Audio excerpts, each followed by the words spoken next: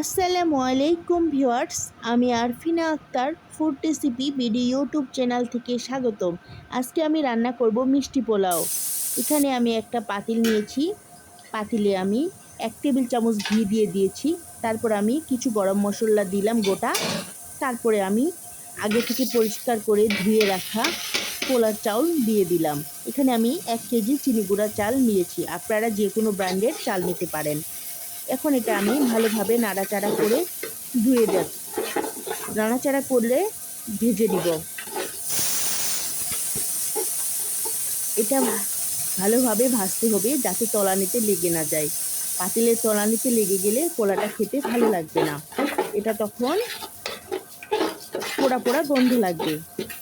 পোড়া পোড়া গন্ধ লাগলে তো পোলাটা খেতে ভালো লাগবে না। এটা তাড়াতাড়ি করে আমাকে সাবধানে ভালোভাবে নাড়াচাড়া করতে হবে। এবার আমি কিশমিশ দিয়ে দিয়েছি, দিয়ে আর একটু নাড়াচাড়া করে দিব। এটা মিষ্টি পোলা বানানোর জন্য আগে থেকে আমি পেঁয়াজ বেরেস্তা করে নিয়েছি। করে নিয়ে ওখানে আমি পরিমাণ মতো চিনি দিয়ে দিয়েছি। পরিমাণ মতো চিনি দিয়ে ওটা মাখিয়ে রেখে দিয়েছি। ওটা মাখানো হলে ওটা আমি শেষে ওটা অ্যাড করব। এখন আমি এখানে 2 কেজি পানি দিয়ে দিচ্ছি। 1 কেজি পোলার চালে 2 কেজি পানি দিতে হয়, তাহলে পোলাটা পারফেক্ট ঝরঝরা হয়।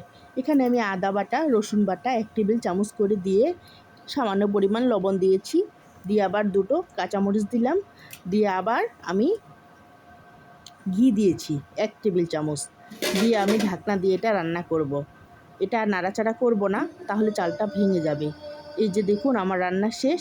আর আমি আগে থেকে বেরেস্তাগুলো যেগুলো রেখেছিলাম ওগুলো আমি পুরো ঝুঁকিয়ে ঝুঁকিয়ে দিয়ে দিয়েছি। এই যে হয়ে গেছে।